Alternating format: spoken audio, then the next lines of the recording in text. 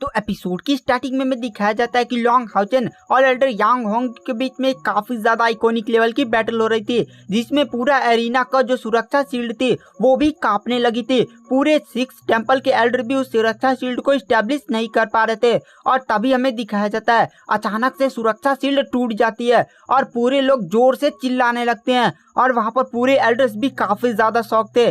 तभी हमें दिखाया जाता है एक अचानक से पारदर्शी पकौड़ा प्रकट होता है जो सीधे पूरे अरीना को चारों तरफ से घेरने लगता है और वो पकौड़ा सुरक्षा शील्ड की जगह एकदम बहुत ही बढ़िया से फाइट होने लगता है। और तभी 6 एल्डर्स ऊपर देखते हैं कि वह कायर थी।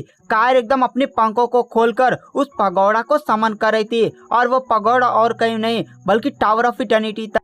कायर ने नेक्रोमेंसर एलेक्स को टीचर माना था और नेक्रोमेंसर एलेक्स इस दुनिया से जाने से पहले अपनी पूरी पावर्स का यूज करके उस अति दैवीय उपकरण टावर ऑफ इटर्निटी को कायर के हवाले कर दिया था और वो टावर ऑफ इटर्निटी पूरी तरह से कायर की आज्ञा का पालन करता था।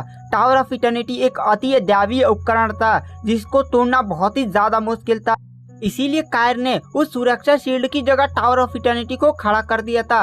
अब टावर ऑफ इटर्निटी पूरे एरिना को एकदम बढ़िया से कवर कर लिया। वहां पर जितने भी लोग होते हैं उनके एकदम सांस में सांस आती है और वो लोग शौक में कायर को देखते हैं। कायर भी अभी भी आसमान में एकदम परी की तरह लहरा रही थी और पूरे टावर ऑफ इटर्निटी को कंट्रोल कर रही थी। और इधर हमें दिखाया जाता है लॉन्ग हाउचेन और एल्डर यांग होंग के बीच में आइकॉनिक लेवल की बैटल अभी भी चल रही थी और थोड़ी देर बाद दोनों लोग धड़ाम से जमीन पर गिर जाते हैं। कोई भी उठने में सक्षम नहीं था।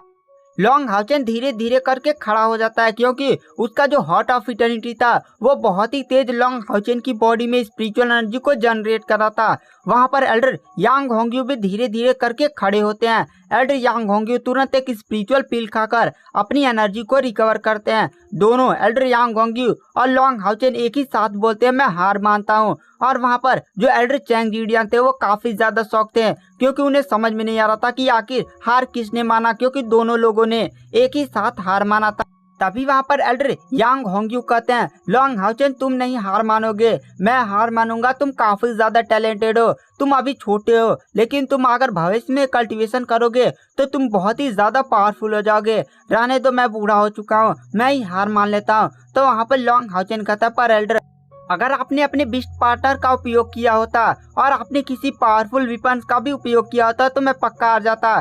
तो वहाँ पर एल्डर यांग होंग्यू कहते हैं लेकिन मैं हार चुका हूँ। और यह बोलकर वह चैंग जीडियन की तरफ देखते हैं। चैंग जीडियन कहते हैं हाँ, एल्डर यांग होंग्यू हार चुके हैं और तुरंत वह लॉन्ग हाउचेन को विजेता घोषित कर देते हैं। एल्डर चैंग जीडियन बोलते हैं यह पूरा अरीना बहुत ही ज्यादा ध्वस्त हो चुका है, पूरा छत उड़ चुका है और यहाँ पर सुरक्षा शील्ड भी टूट चुकी है, जिसके कारण आज की प्रतियोगिता यहीं पर रद्द की जाती है। कल जब पूरा अरीना फिर से ठहिसाई हो जाएगा और सुरक्षा शील्ड को रिपेयर कर दिया जाएगा तब कल फिर से टूर्नामेंट चालू किया जाएगा।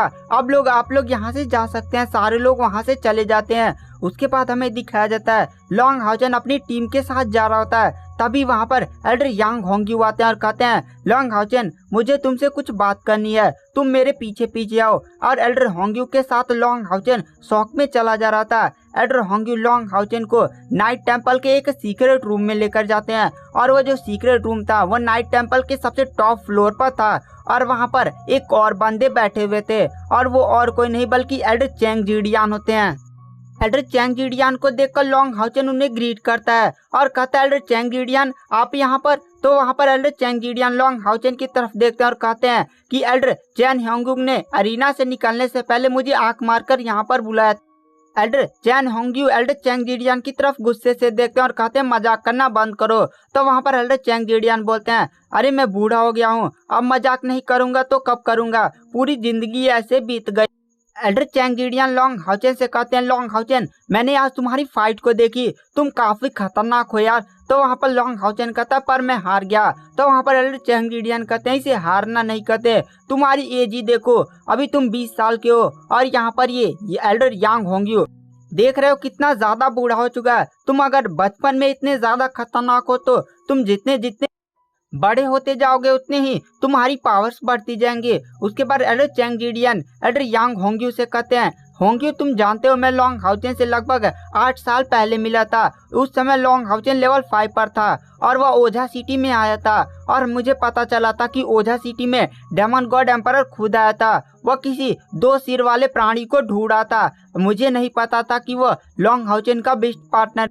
जब डेमन गॉड एम्परर वहां से चला गया तो मैं लॉन्ग हाउचेन से पर्सनली मिलने गया था और मैंने लॉन्ग हाउचेन से कहा था कि वह मेरी विरासत को संभाले और अपने जब वह पावरफुल उसका डेमन हंट स्क्वाड होगा तो अपने डेमन हंट स्क्वाड का नाम बदलकर डेमन गॉड स्लेयर रख ले। तब तुम जानते हो इसने क्या कहा था? तो वहाँ पर एल्डर होंग्यू कहते हैं हाँ मैं जानता हूँ, इसने मना कर दिया होगा। तो वहाँ पर एल्डर चैंग जिडियन कहते हैं तुमने सही कहा, इसने मुझे मना कर दिया था और कहा था कि वह एक शीर्षक डेमन हंट स्क्वाड बन के अपना डेमन हंट स्क्वाड का खुद का नाम रखेगा, वह डेमन गॉड स्लेयर नहीं रखेगा। और आज उसने भी कर भी दिया। उसने अपने डेमन हंट स्क्वाड का नाम उस समय मुझसे कहा था कि ब्राइट ग्लिमर ऑफ होप रखेगा, आज इसने रख भी दिया। इस लड़के ने हमारे 300 साल पुराने डेमन हंट स्क्वाड को पूरी तरह से चौंका कर रख दिया। तुम जानते हो लॉन्ग हाउचेन के साथ जब वह घटना हुई थी तो हम लॉन्ग हाउचेन को बचाने क्यों नहीं जा पाए? तुम लोग सोच रहे होगे कि हम लोग मैदकोर सिटी में थे तो आखिर इतनी बड़ी घटना हो गई और हम लोग लॉन्ग हाउचेन को डेमन गॉड एम्परर से बचाने के लिए नहीं पहुंच पाए। तुम जानते हो ऐसा क्यों?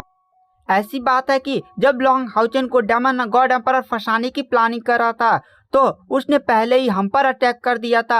हम लोग मैदकोर सिटी में छुप छुप कर ही डेमन गॉड एम्परर के पूरे हरकतों पर नजर रखते थे, लेकिन डेमन गॉड एम्परर ने हमें ढूंढ लिया और हमें मारने के लिए एकदम पीछे पड़ गया। हम लोगों ने गुप्त तरीकों का उपयोग करके एकदम कहीं टेलीपोर्ट हो गए और गुप्त तरीके से अपने जीवन को बचाकर मैदकोर सिटी से निकल गए, क्योंकि मानवता की उम्मीद हम ही थे।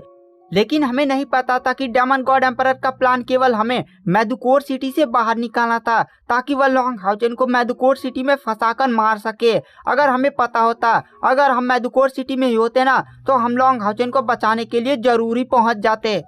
लेकिन उस समय हमारी पूरे डेमन हंट स्क्वाड की जान ही खतरे में थी। सारे लोग कहीं अंडरग्राउंड हो गए थे ताकि वह लोग डेमन गॉड से बच सके। लेकिन कौन जाता था कि demon hunt squad Long Haochen को मारने की प्लानिंग बना रहा है। वहाँ पर एल्डर चैंग जिडियन कहते हैं लॉन्ग हाउचेन आखिर डेमन गॉड एम्परर तुम्हें मारने की प्लानिंग क्यों बना रहा है? तो लॉन्ग हाउचेन कहता है मेरे बिस्ट पार्टनर के पास एक ऐसी पावर है जिसका उपयोग करके वह डेमन पिलर को ही नष्ट कर सकता है। और इस बात को सुनकर पूरे लोग काफी ज्यादा शॉक हो जाते हैं और वहाँ पर एल्डर चैंग जिडियन कहते हैं इसीलिए डेमन गॉड एम्परर तुम्हें मारना चाहता था, क्योंकि अगर वह तुम्हें मार देगा तो तुम्हारे बिस्ट पार्टनर भी अपने आप ही मर जाएगा।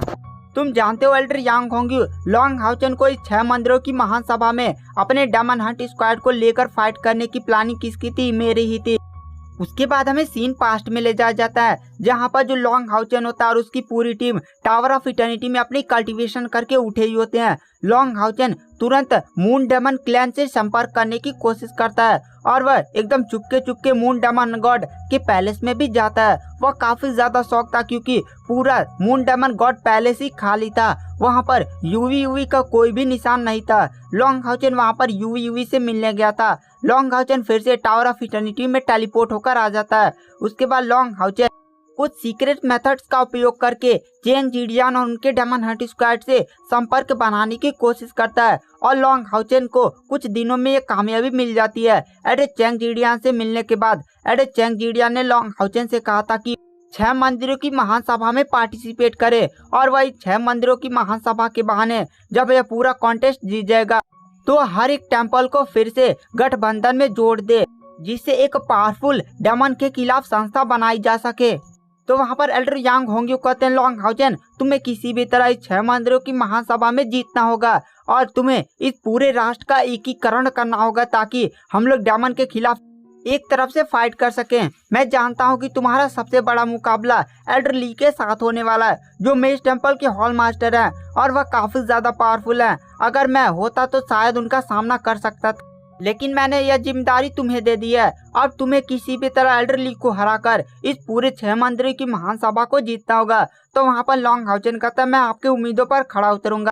उसके बाद वहाँ पर एल्डर यांग होंग्यू कहते हैं लॉन्ग हाउचेन तुम बहुत ही ज्यादा टैलेंटेड हो, तुम्हारे पास पावर भी है, तुम्हारे पास शक्तियाँ भी है, लेकिन तुम्हारे पास एक चीज की कमी है, वह है सील डिवाइन थ्रोन। तुम लेवल 9 पर पहुँच चुके हो, तब बताओ तुम सील डिवाइन थ्रोन की परीक्षाओं को कब चैलेंज करने वाले हो? तो लॉन्ग हाउचेन कहता है मैं इस 6 मंदिरों की महान सभा के बाद मैं इस सील डिवाइन थ्रोन की परीक्षा को चैलेंज करूंगा, लेकिन मैं अकेले ही नहीं बल्कि हानियो और झांग फांग को भी ले लूंगा, क्योंकि झांग फांग और हानियो भी लेवल 9 पर पहुंच चुके हैं। अगर उनकी किस्मत अच्छी रहे तो शायद वो भी एक सील डिवाइन थ्रोन पाने में सक्षम हो जाए।